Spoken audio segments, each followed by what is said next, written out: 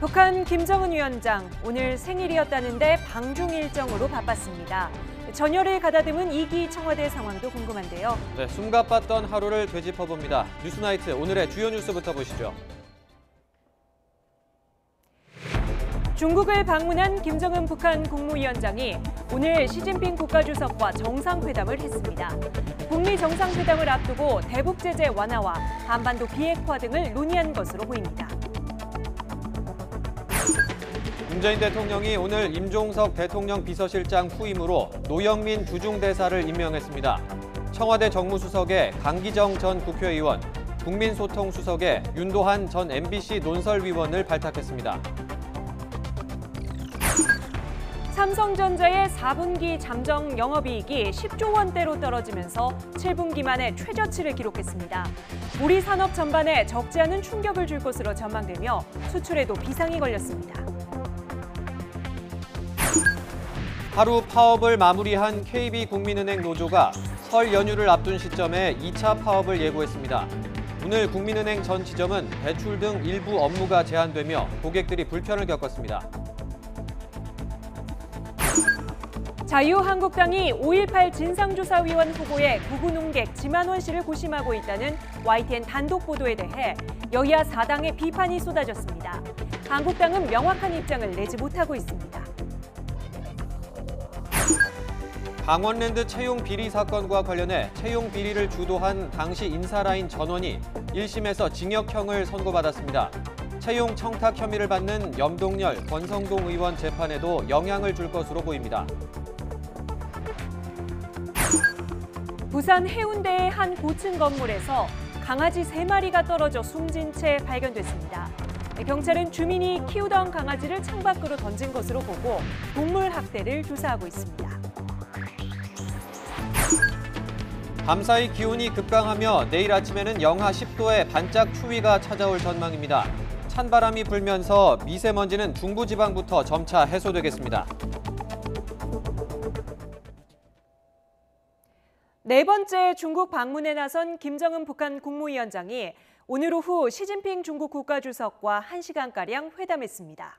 앞으로 열릴 북미 정상회담과 관련해 대북 제재 완화와 한반도 비핵화 문제 등을 집중 논의한 것으로 보입니다. 취재기자 연결해서 자세히 알아봅니다. 조수연 기자. 네, 국제부입니다. 네, 김정은 위원장과 시진핑 주석의 회담 결과 내용이 나왔습니까? 네, 아직까지 회담 내용은 공개되지 않았습니다. 시진핑 중국 국가주석과 김정은 북한 국무위원장은 오늘 오후 베이징 인민대회당에서 만났는데요. 1시간가량 회담이 진행된 것으로 알려졌습니다. 다만 앞서 말씀드린 대로 아직 구체적으로 어떤 논의가 오갔는지는 확인되지 않고 있습니다. 2차 북미 정상회담 개최 발표를 앞둔 만큼 이에 대비한 사전 조율에 초점이 맞춰졌을 것으로 보이는데요. 특히 한반도 정세 안정을 위한 상호 노력과 함께 북한의 비핵화 의지에 대한 중국의 지지 등을 재확인했을 것으로 관측됩니다. 아울러 북중 수교 70주년을 맞이해 양측 간 교류 확대와 관계 강화 방안도 논의했을 것으로 보입니다. 이번 회담에는 김영철 북한 노동당 부위원장과 리수용 외교 담당 부위원장 등이 배석한 것으로 알려졌습니다. 회담이 시작됐을 무렵으로 보이는 시간에 중국 외교부 정례 브리핑에서 관련 언급이 있었는데요. 룩항 대변인은 북중 양국 관계를 심화시키고 국제와 지역의 공동 관심사에 대해 깊이 있는 의견 교환을 할 것이다 이렇게 말했습니다. 중국 관영 CCTV는 오후 7시 메인 뉴스에서 김정은 위원장이 7일부터 10일까지 방중한다는 내용만 간단히 보도했습니다. 정상회담 뒤에는 시 주석 내외가 주최한 환영 만찬과 공연 관람이 이어진 것으로 알려졌는데요. 김 위원장의 부인인 리설주 여사도 자리를 함께한 것으로 보입니다. 오늘은 때마침 김 위원장의 생일이어서 중국 측이 특별한 이벤트를 마련했을지도 관심입니다. 지금까지 국제부에서 YTN 조수연입니다. 북한 김정은 국무위원장의 순방을 이례적으로 빠르게 보도한 북한이 출국 장면이 담긴 영상도 곧이어 공개했습니다. 수행담 면면을 보면 북미 정상회담과 관련해 한층 구체적이고 실질적인 논의를 하기 위한 것이라는 해석이 나옵니다. 김지선 기자가 보도합니다. 북한 김정은 위원장과 부인 리설주 여사가 탄 차가 플랫폼에 들어섭니다. 차에서 내린 김 위원장은 베이징행 전용 열차 앞에서 환송하는 간부들과 밝은 표정으로 악수를 나눴습니다. 최고 용도 자동측에서 중화인민공화국을 방문하시기 위하여 리솔준 리오사와 함께 1월 7일 오후 평양을 출발하시었습니다. 지난해 6월 함께 방중길에 올랐던 박봉주 내각 총리와 최룡해 당 부위원장은 환송 인파 속에 자리를 지켰습니다. 김 위원장이 이들에겐 손가락을 꼽으며 지시를 내리는 듯한 모습도 담겼습니다. 외교 안보 라인은 이번에도 모두 수행길에 올랐고 동생 김여정 노동당 중앙위 제1부부장도 따라 나섰습니다. 북미 고위급 회담 대표를 맡고 있는 김영철 당 부위원장과 외교 분야 최고 참모인 리수용 부위원장, 그리고 리용호 외무상은 앞서 3차례 방중에도 따라갔던 인사입니다. 지난해 경제 참관단을 이끌고 중국을 방문했던 박태성 부위원장과 노광철 인민무력상도 수행단에 이름을 올렸습니다. 이번 방중이 철저하게 북미 정상회담 논의를 위한 것으로 의제도 한반도 비핵화와 평화체제 그리고 경제 건설에 집중됐을 것임을 짐작하게 하는 대목입니다. 나아가 미국의 핵 신고 검증 요구에 맞설 새로운 추가 조치와 관련해 중국과의 논의가 불가피했을 것이라는 분석입니다.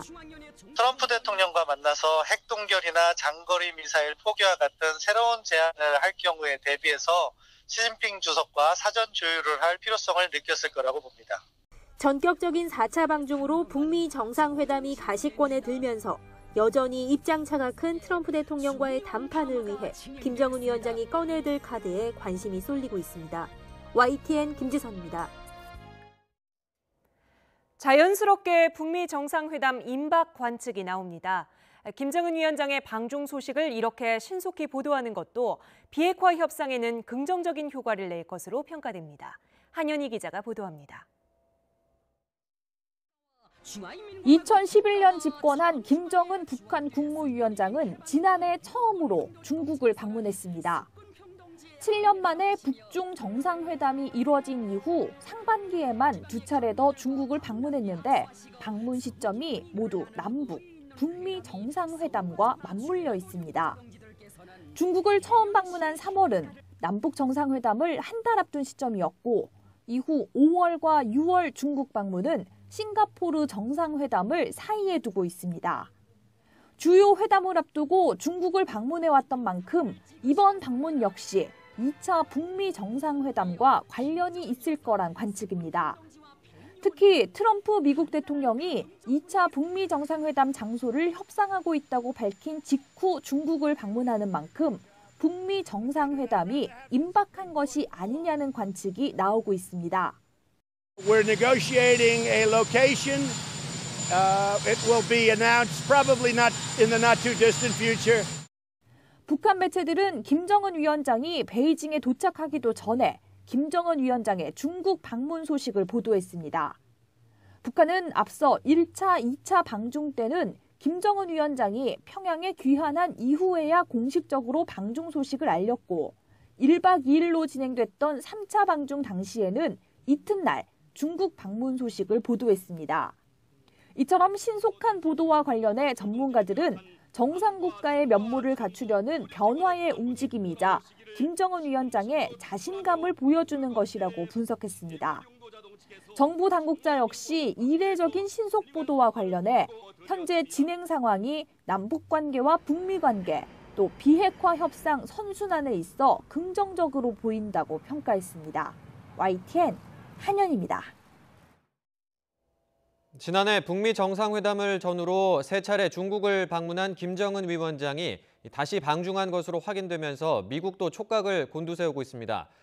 폼페이오 국무장관은 중국이 북한 비핵화를 위한 좋은 파트너라면서 협력을 강조했습니다. 워싱턴 김희준 특파원의 보도입니다. 미 백악관과 국무부는 김정은 위원장의 중국 방문에 대한 공식 논평 요청에 별다른 반응 없이 신중한 입장을 보였습니다. 다만 4차 북중 정상회담 결과가 비핵화談판에 미칠 영향에 촉각을 곤두세우는 분위기입니다. 폼페이오 국무장관은 CNBC 방송 인터뷰에서 중국이 미중 무역 전쟁과 북핵 문제는 별개의 사안임을 분명히 해왔다고 평가했습니다.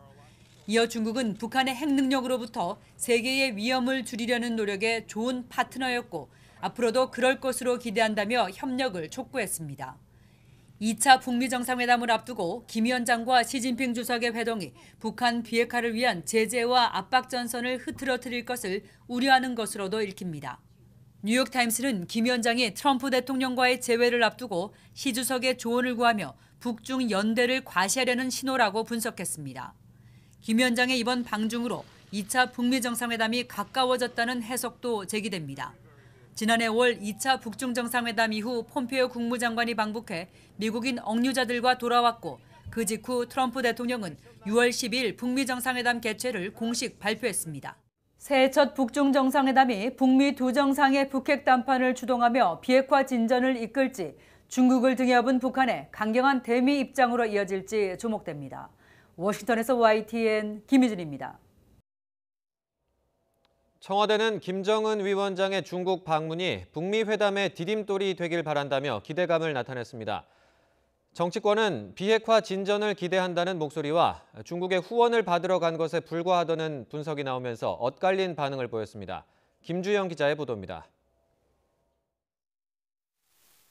전격적인 북한 김정은 국무위원장의 네 번째 중국 방문에 청와대는 강한 기대감을 드러냈습니다. 청와대는 김 위원장의 중국 방문과 관련해 사전에 중국 북한 측과 정보를 공유해왔다고 설명했습니다. 그러면서 2차 북미 정상회담이 조만간 이뤄질 것으로 내다보면서 북중 교류가 디딤돌이 되기를 희망한다고 밝혔습니다.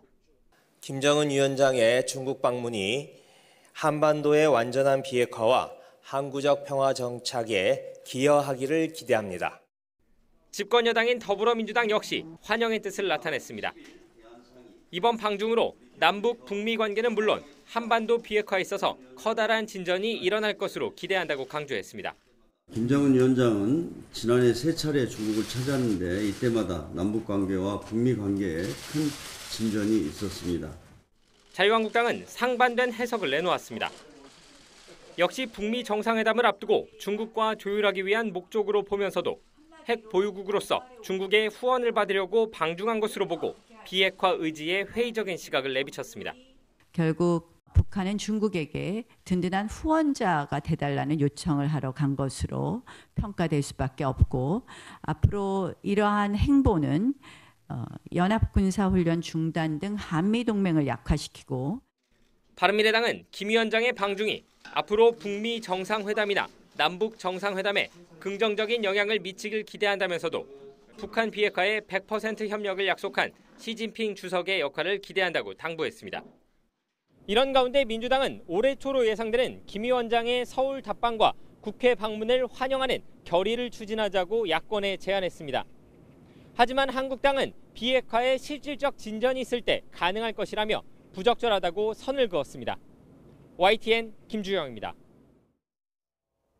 문재인 대통령 집권 3년 차를 함께할 신임 비서실장으로 노영민 주중대사가 임명됐습니다.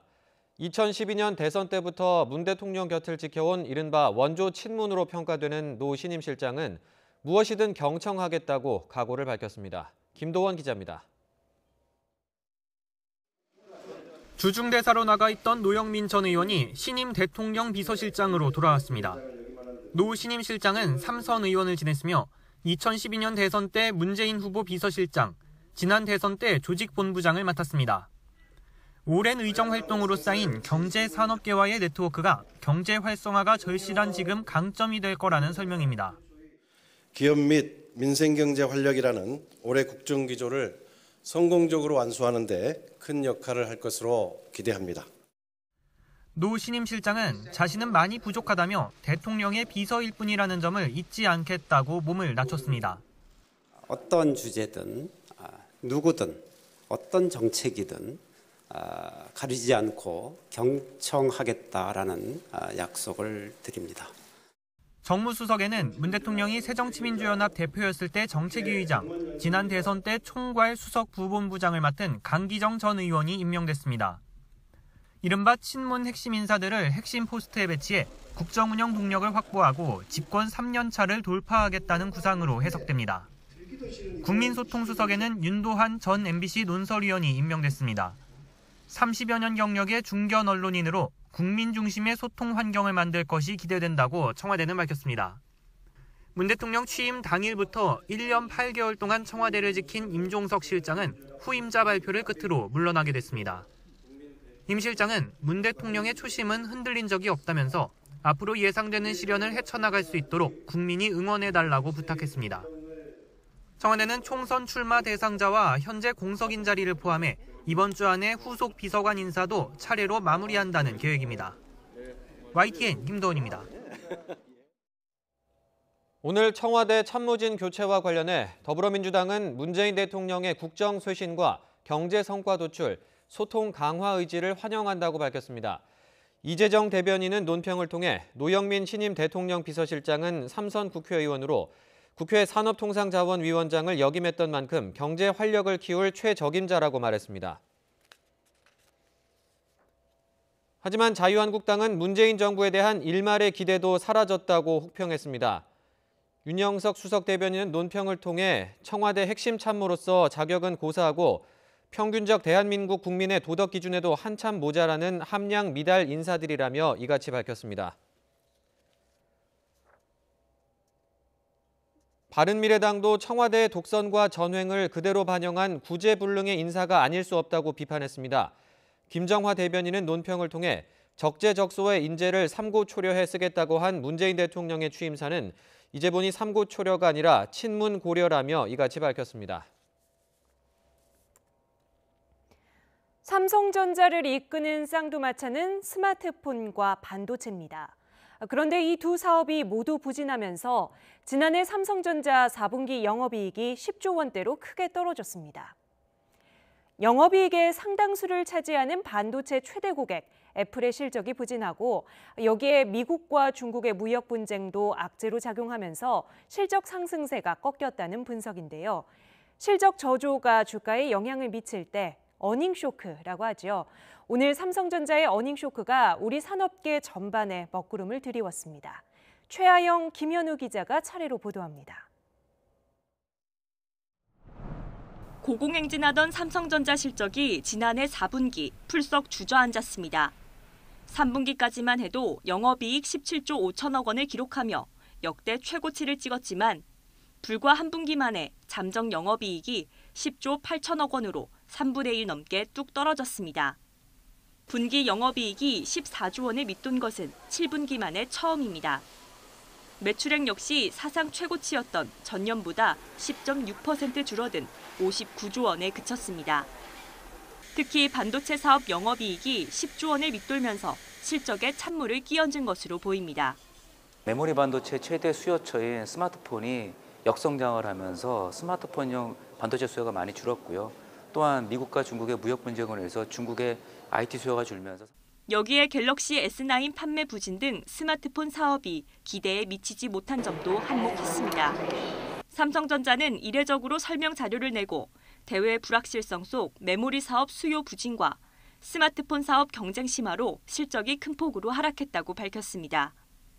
이 같은 실적 부진에도 삼성전자는 메모리 반도체 호황에 힘입어 지난해 처음 매출액 243조 원을 넘기며 기록을 써냈지만 연간 흑자 60조 원 돌파는 무산됐습니다. 삼성전자 실적 쇼크로 코스피는 사흘 만에 하락하면서 2020선으로 후퇴했고 삼성전자 주가도 1.7% 가까이 떨어졌습니다. YTN 최하영입니다. 삼성전자의 실적 호황 뒤엔 늘 효자 종목 반도체가 있었습니다. 지난 2016년 상반기까지만 해도 전체 영업이익 가운데 반도체 비중은 30%대에 불과했습니다. 이후 글로벌 반도체 시장이 슈퍼 호황을 맞으면서 지난해에는 80%에 육박했습니다. 하지만 공급 과잉과 글로벌 IT 수요가 급감하면서 하강 국면으로 접어들었습니다. 여기에다 미중 무역 분쟁에 따른 수요 감소, 삼성 반도체의 최대 고객인 애플의 실적 부진 등은 실적 하락에 기름을 부었습니다. 지난해 하반기부터 반도체 실적이 꺾이면서 우리 수출 전반에도 먹구름을 들이우고 있습니다. 지난해 11월 경상수지는 50억 6천만 달러로 81개월 연속 흑자 행진을 이어갔습니다. 하지만 흑자 규모는 7개월 만에 최소치로 줄었습니다. 반도체 등 수출 주력 품목의 공급 과잉과 가격 하락으로 상승세가 꺾인 탓입니다. 특히 지난해 삼성전자의 영업이익 가운데 반도체가 전체의 4분의 3인 45조 원 가량으로 추정되면서 반도체 편중에 대한 우려가 더욱 커지고 있습니다. 가격이 이제 안정이 되면서 그런 대규모 수요처에서 가격의 하락세를 좀 더 관망하고 있고 투자를 조금씩 지연시키고 있는 상황입니다. 전문가들은 5세대 이동통신 기반의 인공지능과 자동차 전장 사업 등 성장 잠재력이 높은 신기술 분야의 경쟁력을 높여 반도체 산업 위기에 따른 새로운 돌파구 마련에 적극 나서야 한다고 지적합니다. YTN 김현우입니다. KB국민은행 이용하시는 분들 오늘 별다른 불편 없으셨는지요?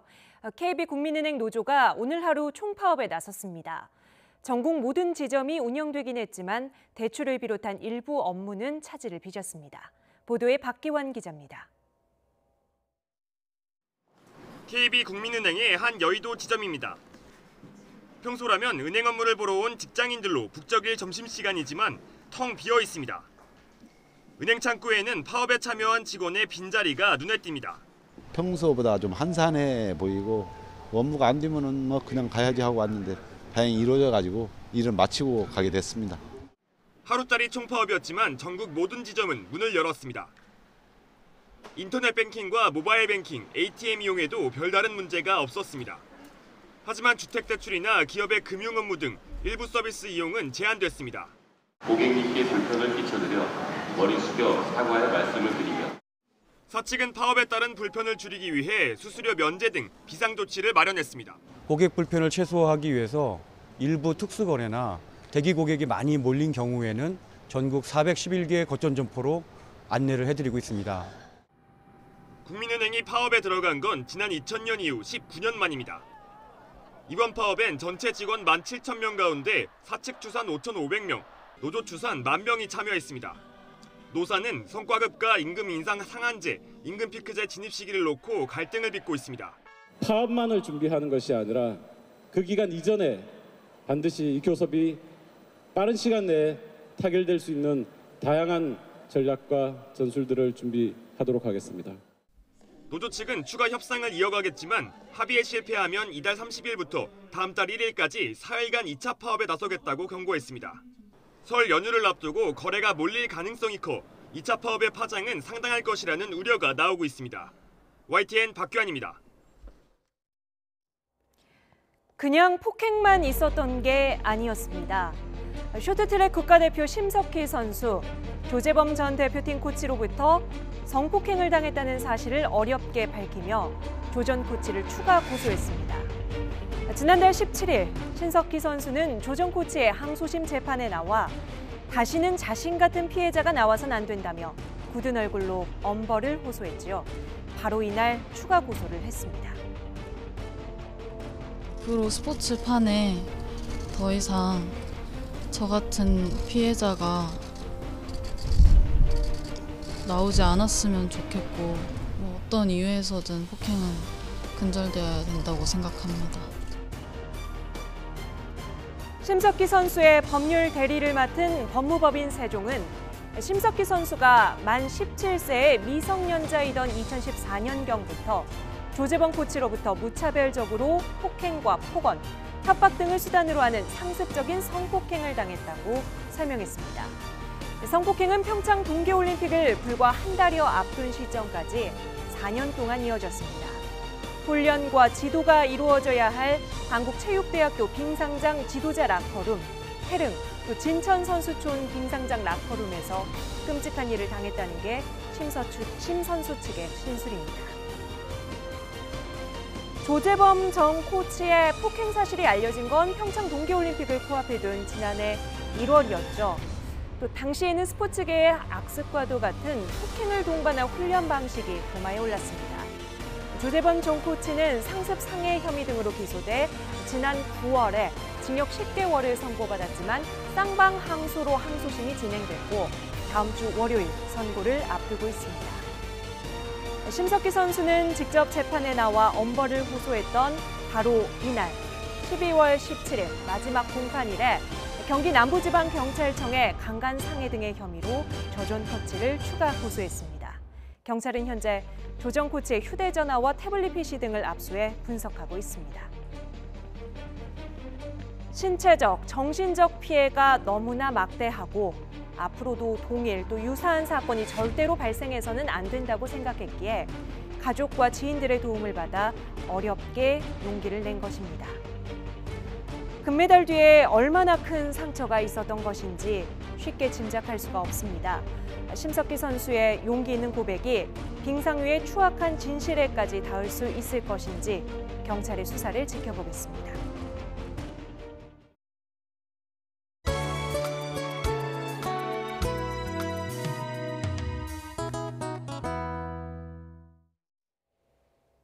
자유한국당이 5.18 진상조사위원 후보에 극우 논객 지만원 씨를 고심하고 있다는 YTN 단독 보도를 두고 종일 여야 사당의 십자포화가 이어졌습니다. 추천권을 반납하라는 날선 비판 속에 한국당은 이러지도 저러지도 못하면서 지만원 씨 논란을 매듭짓지 못하고 있습니다. 조은지 기자입니다.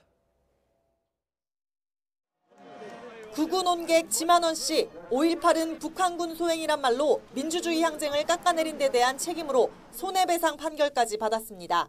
그러고도 자유한국당 몫의 진상조사위원 자리를 탐냈지만 김성태 전 원내대표는 단호하게 선을 그었습니다. 국민적 판단이나 또 국민적 상식에 어긋나는 일은 해서는 안 된다고 보고 있습니다. 일부 친박의 지지세를 얻고 당선된 나경원 원내대표는 지만원 씨와 회동하는 등 원점에서 논의를 다시 시작했습니다. 원내 지도부는 반대 기류가 우세한 것으로 알려졌지만 공개석상에선 여전히 지 씨에 대해 모호한 입장으로 일관하고 있습니다. 북한군 개입 여부가 진상조사의 범위로 아예 명시되어 있습니다. 가장 전문가라고 추천이 되어 있었던 것이고요. 지 씨가 거론되는 자체가 한국당의 부끄러운 민낯이라고 말하는 핵심 인사가 있는 반면 지 씨를 조사위원회에 앉히라는 압박이 공개석상에서 나올 만큼 마냥 무시하기는 힘든 분위기입니다. 그렇게 이상한 분 아닙니다. 꼴통 아닙니다. 아마 이분보다 더 이 5.18에 대해서 연구를 깊게 한 분은 없을 겁니다. 한국당을 뺀 여야 사당은 당장 십자포화에 나섰습니다. 더불어민주당과 바른미래당은 당 지도부 회의에서 비판을 쏟아냈습니다. 600여 명의 북한군 특수부대가 투입됐다는 가짜 뉴스를 생산해내서 수차례 형사처벌을 받기도 한 사람입니다. 초등학생이었던 탈북자들까지도 특수부대였다고 제발 좀 황당무계한 얘기 그만하시고 탈북자들한테 무릎 꿇고 사죄하시기 바랍니다. 민주평화당과 정의당은 아예 한국당 몫의 추천권을 내놓으라고 촉구했습니다. 자유한국당은 여야 사당의 날선 비판에 일일이 대응하지 않고 있는데 당내에서는 형사처벌까지 받은 극우 인사에 대해 서둘러 명확한 입장을 내야 한다는 의견도 나옵니다. YTN 조은지입니다. 양승태 전 대법원장이 박근혜 전 대통령 탄핵 심판 당시 헌법재판소 내부 정보를 파악하라고 직접 지시한 것으로 확인됐습니다. 이 모든 의혹에 답할 양 전 대법원장의 소환은 이제 사흘 앞으로 다가왔습니다. 강희경 기자의 보도입니다. 국회에서 박근혜 전 대통령에 대한 탄핵소추안 논의가 시작될 무렵인 지난 2016년 11월부터 탄핵이 결정된 이듬해 3월까지 비공개로 진행된 헌법재판소 재판관들의 회의 내용과 재판관들의 동향 등 내부 기밀이 고스란히 법원 행정처로 유출됐습니다. 당시 민감한 헌재 내부 기밀을 대법원이 헌재 파견 판사를 통해 빼돌린 겁니다. 앞서 검찰은 임종원 전 법원행정처 차장이 이규진 전 대법원 양형위원회 상임위원을 통해 지시를 전달한 것으로 봤습니다. 하지만 이 지시를 내린 사람도 보고를 받은 사람도 다름 아닌 양승태 전 대법원장이었다는 진술이 나온 것으로 확인됐습니다. 양승태 전 대법원장이 일제 강제징용 소송에 직접 개입한 구체적인 경로도 드러났습니다. 양 전 대법원장이 징용소송 재상고심 주심을 맡은 김용덕 전 대법관에게 배상 판결이 확정되면 국제법적으로 문제가 될 소지가 있다는 취지로 말하자 김 전 대법관이 기존 판결을 뒤집는 방향으로 논리를 개발하라고 담당 재판연구관에게 지시한 정황이 포착된 겁니다. 검찰은 이런 사례 하나하나가 양 전 대법원장이 직접 개입한 증거라며 혐의 입증을 자신하고 있습니다. 검찰은 오는 11일 양 전 대법원장이 출석하면 전직 대법관들을 조사했던 15층에서 조사를 진행할 예정입니다. 검찰 관계자는 양 전 대법원장 조사가 주로 입장을 듣는 방식으로 진행될 것이라고 설명했습니다. 지금까지의 수사를 통해 사실관계를 대부분 확인한 만큼 이에 대한 해명을 듣겠다는 의미로도 해석됩니다. 양 전 대법원장 소환이 사흘 앞으로 다가온 가운데 검찰은 전현직 대법관 등을 상대로 막바지 수사에 박차를 가하고 있습니다. 검찰은 이명박 전 대통령 출석 때와 유사한 수준으로 안전조치를 마련하겠다고 밝혔습니다. YTN 강희경입니다. 강원랜드 채용 비리 사건과 관련해 당시 인사 업무와 관련된 사람들이 모두 1심에서 유죄를 선고받았습니다. 채용 청탁 혐의를 받는 염동열, 권성동 의원 재판에도 영향이 있을 것으로 보입니다. 지환 기자의 보도입니다. 대규모 채용 비리 당시 인사 총책임자였던 최응집 전 강원랜드 사장, 권성동 의원의 전 비서관을 강원랜드 수질 전문가로 추천한 최모 전 기획조정실장, 윗선 지시를 받고 신입사원 면접 점수를 조작한 권모 전 인사팀장, 공기업 채용 비리를 주도한 혐의로 재판에 넘겨진 당시 강원랜드 인사라인 전원에게 법원이 유죄를 선고했습니다. 최 전 사장은 징역 3년, 권모 팀장은 징역 1년, 최 전 본부장은 징역 10개월에 집행유예 2년이 내려졌습니다. 재판부는 공정한 채용 의무를 버리고 유력자 청탁을 받아 부정한 방법이 광범위하게 이루어졌다고 말했습니다. 그러면서 연줄로 취업할 수 있다는 왜곡된 인식을 확산시켰고 범행 규모가 상당한 만큼 비난 가능성이 크다고 판단했습니다. 최 전 사장과 권 전 인사팀장의 경우 신입사원과 국회 보좌관의 강원랜드 수질 전문가 공개 채용 과정에서 국회의원 청탁을 받았다고 이미 법정에서 진술한 상황. 최 전 사장 등은 이달 말 열리는 권성동 의원 재판 등에 증인으로 출석이 예정돼 있습니다. 재판부는 당시 강원랜드 인사 라인이 인적성 점수를 빼고 면접 점수를 조작하는 방식으로 채용 비리를 저질렀고 그 배경에는 사회 지도층의 청탁이 있었다고 판단했습니다. 이번 재판 결과는 채용 청탁을 한 혐의로 기소된 권성동, 염동열 두 국회의원 재판에도 상당한 영향을 줄 것으로 보입니다. YTN 지환입니다. 최근 이른바 무개념 주차를 한 외제차 차주의 적반하장식 대응이 논란을 낳았습니다. 지난 6일 자동차 인터넷 커뮤니티 보배드림에 이렇게 BMW 차량이 2칸에 걸쳐서 주차한 걸 지적하는 사진과 글이 올라왔습니다. 그런데 이 차량 주인의 반응이 더 문제가 됐는데요. 1억 4천만 원짜리 희귀 색상 차량인데 양쪽 문에 문콕, 그러니까 문에 찍혀서 흠집이 생겼고 도색 견적만 1,000만 원이 넘는다고 주장한 차주는 이웃끼리 얼굴 붉히고 싶지 않아서 방어를 위해서 주차를 넓게 했다고 설명했는데요. 또 한두 번 이렇게 주차했을 뿐인데 매번 그런 것처럼 허위 사실을 유포했다며 법적 대응을 거론하며 일종의 협박성 발언도 했습니다. 비매너 주차에 대한 사과나 반성 한마디 없는 차주의 대응에 누리꾼들의 거센 비난이 쏟아졌는데요. 비싼 차면 그렇게 주차해도 되느냐는 질타부터 실제 그 가격도 아닌데 차량 가격을 부풀리며 말도 안 되는 변명을 한다는 팩트체크성 지적도 잇따랐습니다. 결국 차주는 당시에 화가 나서 감정적으로 대응했다며 자신으로 인해 불편했을 분들에게 죄송하다고 사과했습니다. 이번에는 이 차주의 부적절한 대응이 더 큰 논란을 불러오긴 했지만 사실 이런 비매너 주차는 흔히 있는 일입니다. 주차할 자리를 찾아서 헤매다가 태연히 2칸을 차지한 차를 보고 화가 났던 경험 한 번쯤은 있으실 텐데요. 하지만 과태료라든지 처벌할 규정이 없어서 현재로는 운전자의 양심에 맡길 수밖에 없는 상황입니다. 물론 이 문콕 때문에 어쩔 수 없다는 목소리도 있습니다. 가격을 떠나서 차주에게는 소중한 차인데 옆차 신경 안 쓰고 문을 막 여는 사람들 때문에 기분도 상하고 경제적 피해까지 본다는 건데요. 하지만 이웃과 함께 쓰는 공간인데 주차칸 2개 비용을 낸 것도 아니면서 자기 차만 소중히 여기는 이기주의라는 비판이 좀 더 우세한 것 같습니다. 비매너 주차에 벌금을 매기든 아니면 주차칸을 널찍하게 만들든 어느 방법이나 지금 당장 바꿀 수 있는 건 아닙니다. 결국 서로 조금 더 조심하고 배려하는 게 가장 빨리 문제를 해결할 수 있는 방법이 아닐까요?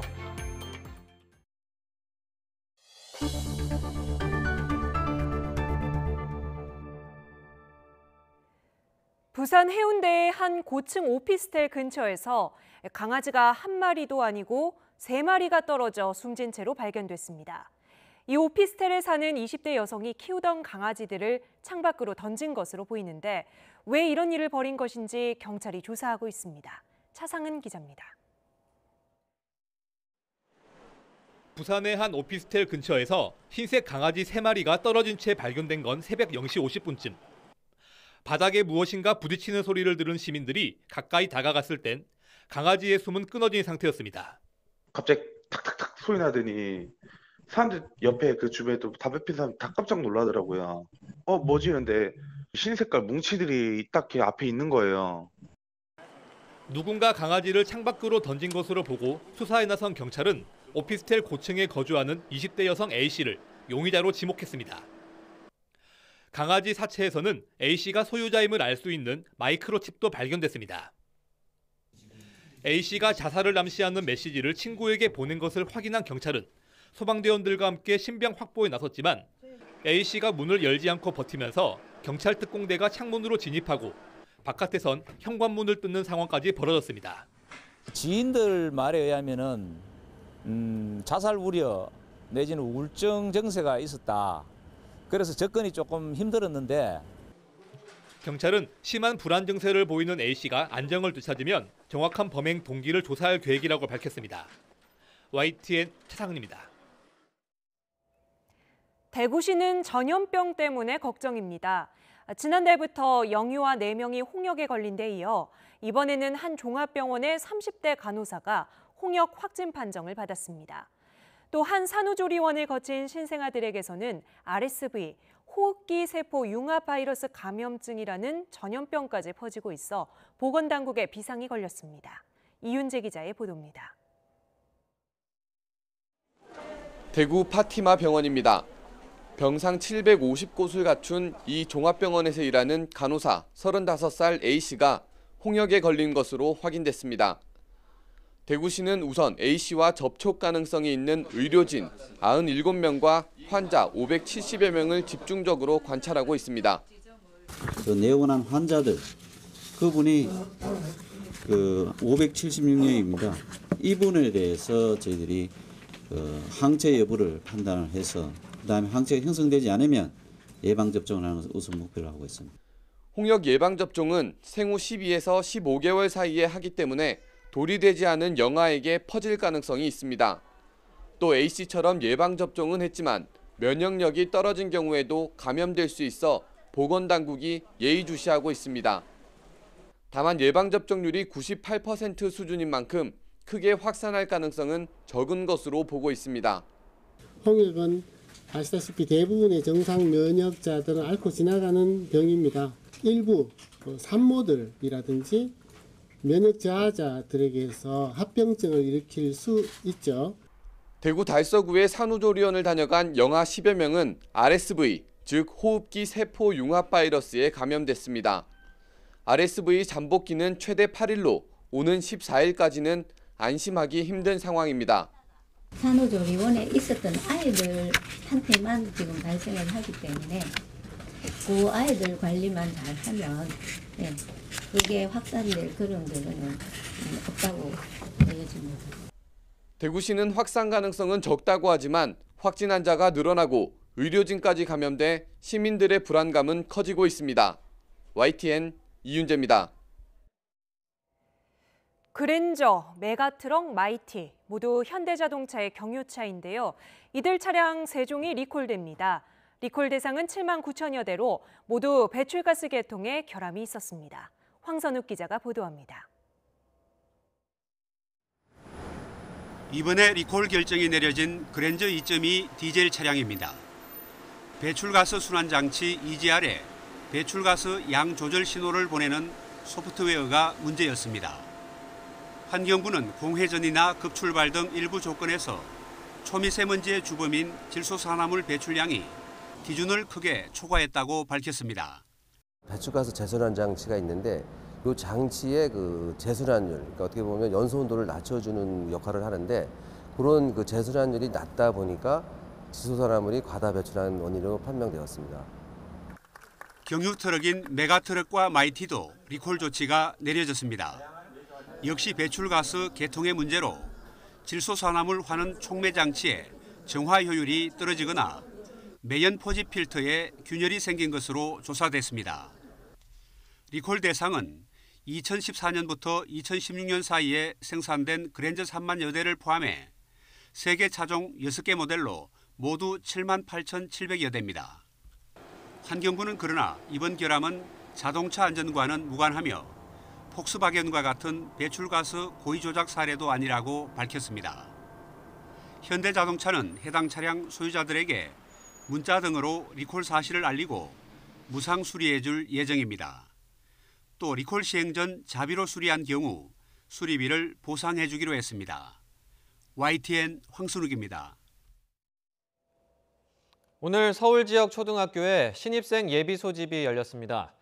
앞으로 다니게 될 학교가 마냥 신기하고 좋다는 아이들의 귀여운 모습을 이재윤 기자가 담아왔습니다.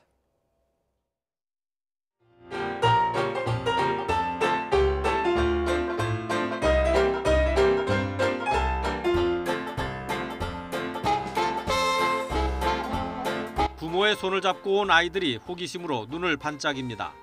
취학 통지서를 접수하는 선생님들이 반갑게 인사를 건네자 경계하는 듯 수줍은 미소가 퍼집니다. 너무 부끄럽구나. 새로운 환경에 아이들은 모든 게 좋아 보입니다. 학교 오니까 어때요? 좋아요. 어떤 게 좋아요? 어떤 게 좋아 보여요? 복도가 너무 커서 좋아요. 모든 게 다 신기하고 좋다고 기대하고 있습니다. 유치원과 달리 숙제가 있다는 것을 알기 때문에 마냥 즐겁지만은 않습니다. 학교는 숙제가 더 많아지니까. 올해 취학 대상 아동 수는 48만 9천여 명으로 지난해보다 2% 가까이 늘었습니다.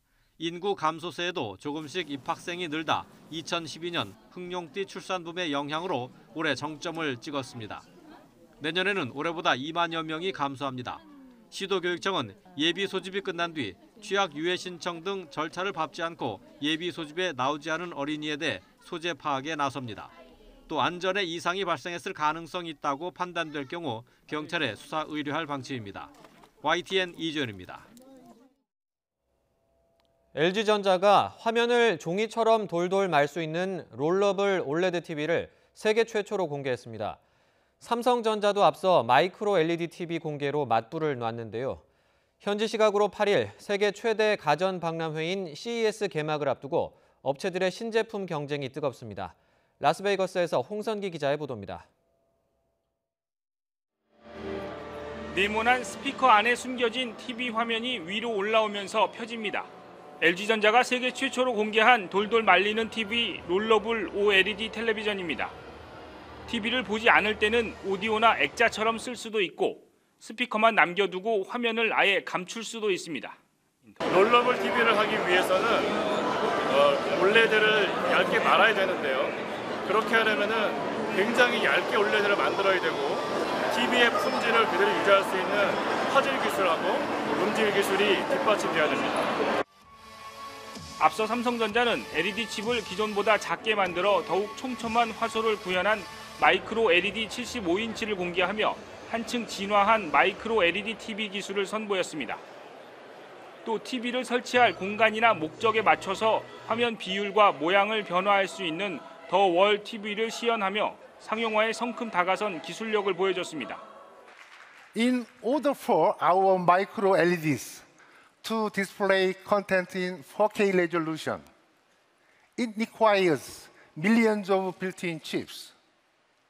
CES가 공식 개막하면 소니를 비롯한 글로벌 가전업체들도 80인치 이상의 대형 8K 고화질 TV 신제품을 공개하며 경쟁에 가세할 것으로 보입니다. 또 공식 개막과 함께 TV는 물론 인공지능이나 로봇 신기술도 관람객들을 맞을 준비를 하고 있습니다.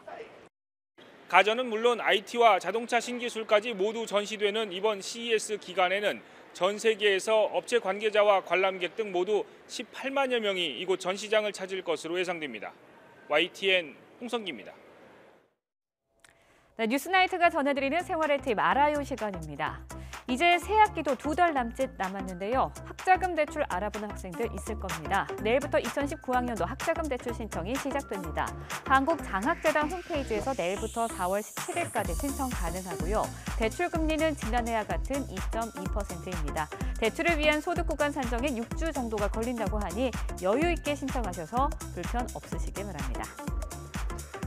네, 청년 내일 채용공제라고 들어보셨는지요? 중소기업에서 일정 기간 일한 청년이 목돈을 마련하도록 지원해주는 제도인데요. 지난 3일부터 새로운 가입 신청을 받고 있습니다.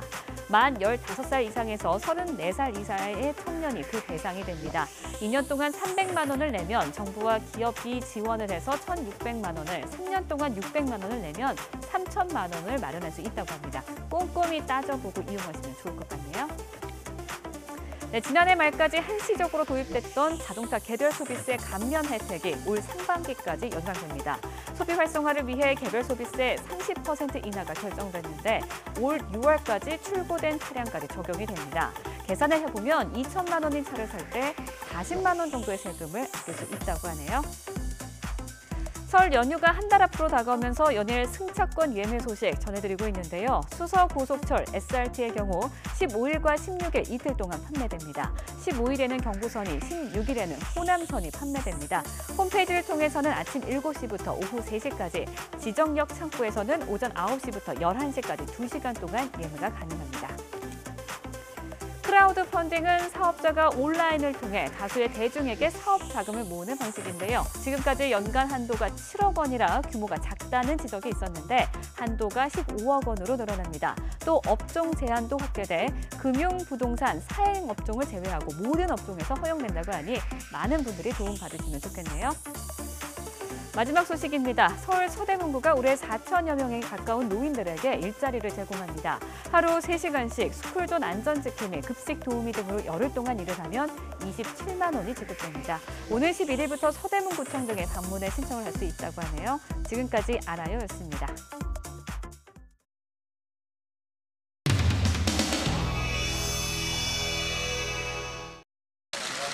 근데 그걸로 보면 땡이. 감사합니다.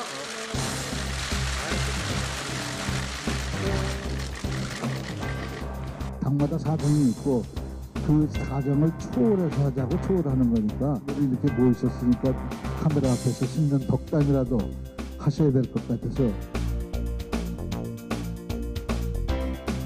복 많이 받으시기 바랍니다.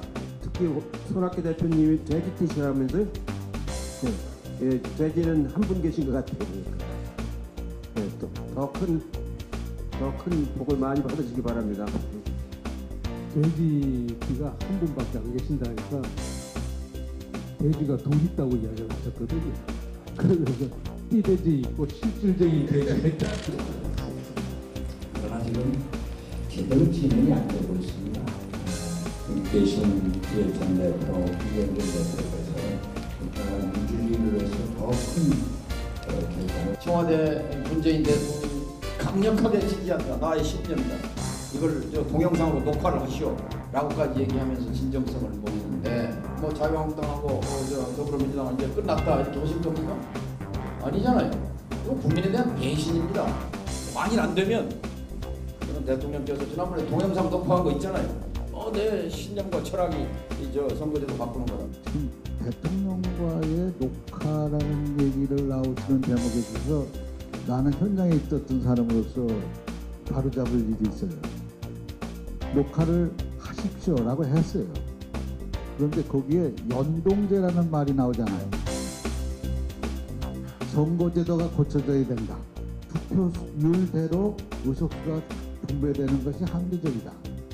그 말이 곧 연동형이라고 독단적으로 말씀하시는 대목에는 난 초래가 정신이 좀 헷갈리는 대목이 있어가지고 그렇게 해석을 하시는 분의 뜻이고요. 그걸 좀 공개하시면 좋겠는데 동영상. 뭐라고 말씀하셨는지 이게 중요한 게 아니에요.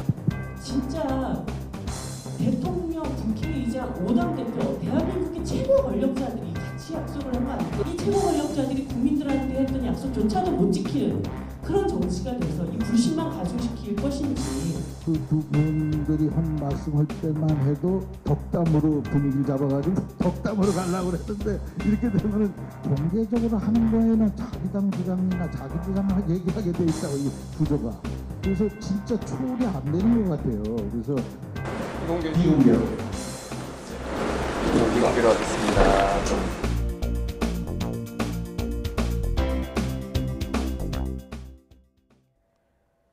청와대 2기 참모진이 출범했습니다. 정치권에서 응원만 나온 건 당연히 아니고요.